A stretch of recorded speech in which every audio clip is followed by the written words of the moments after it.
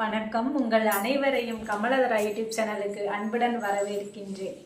இன்னைக்கு நான் உங்ககிட்ட ஒரு விஷயத்தை தான் பகிர்ந்துக்க போகிறேன். என்ன அப்படின்னா, நமக்கு யார் உதவி பண்ணினாலும் நம்ம நன்றி சொல்லுவோம் இல்லையா? கடவுளுக்கு நன்றி சொல்லணும் அப்படிங்கிறத பற்றி தான் உங்ககிட்ட நான் பகிர்ந்துக்க போகிறேன்.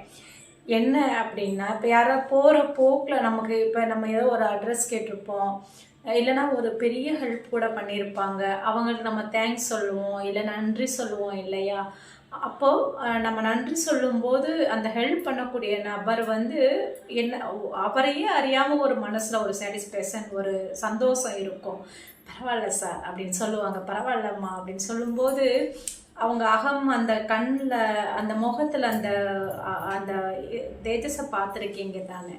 அதே மாதிரி தான் கடவுள். நம்ம ஒரு பிரார்த்தனை வைப்போம் கடவுள்கிட்ட, எனக்கு இந்த தேதிக்குள்ளே இல்லை நான் பாஸ் பண்ணணும், இல்லை எனக்கு வேலை கிடைக்கணும், எல்லாம் நிறையா கடவுள்கிட்ட பண்ணாத பிரார்த்தனைகள் இல்லை. அப்படின்னா கூட நம்ம கடவுளுக்கு சிலர் நன்றி அப்படின்னு சொல்லுவாங்க. ஆனால் கண்டிப்பாக நன்றி சொல்லணும். இந்த நன்றி சொல்வதனால கடவுளுக்காக போகிற எதுவும் கிடையாது. நமக்கு ஒரு சந்தோஷம்.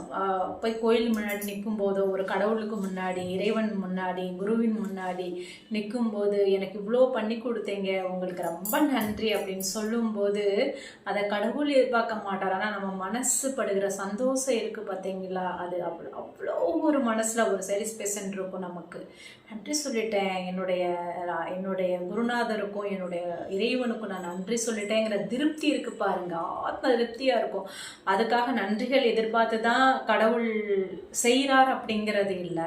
நன்றி சொல்ல சொல்ல சொல்ல சொல்ல நமக்கு நன்றி சொல்லக்கூடிய தருணங்கள் நிறைய உருவாக்கி கொடுப்பார். அப்படிதான் இந்த பிரபஞ்சமே அமைஞ்சிருக்கு. அதுக்காக இந்த பிரபஞ்சமோ, இந்த கடவுளோ, இந்த குருவோ அதை எதிர்பார்க்கவே இல்லை. ஆனாலும் நம்மளுடைய மனசு சந்தோஷத்துக்காக நன்றி சொல்லணும் அப்படிங்கிறத பற்றி நான் உங்ககிட்ட பகிர்ந்துக்கிட்டேன். கண்டிப்பாக இப்போ அடியனுக்கும் கூட இந்த யூடியூப் சேனலில் இத்தனை உங்களெல்லாம் சந்திக்கிறதுல நான் ஒவ்வொரு நாளும் குருவுக்கும் கடவுளுக்கும் நன்றி சொல்லிக்கிட்டு தான் இருப்பேன். நன்றி சொல்கிற மாதிரி ஒரு சந்தோஷமான விஷயங்கள் எதுவுமே இல்லை. இந்த விஷயத்தை உங்ககிட்ட பகிர்ந்துக்கும் போது எனக்கு ரொம்ப சந்தோஷமாக இருந்தது. கமலதரா யூடியூப் சேனலை சப்ஸ்கிரைப் பண்ணுங்கள், லைக் பண்ணுங்கள், ஷேர் பண்ணுங்கள். மீண்டும் ஒரு பதிவில் உங்களை சந்திக்கிறேன். நன்றி.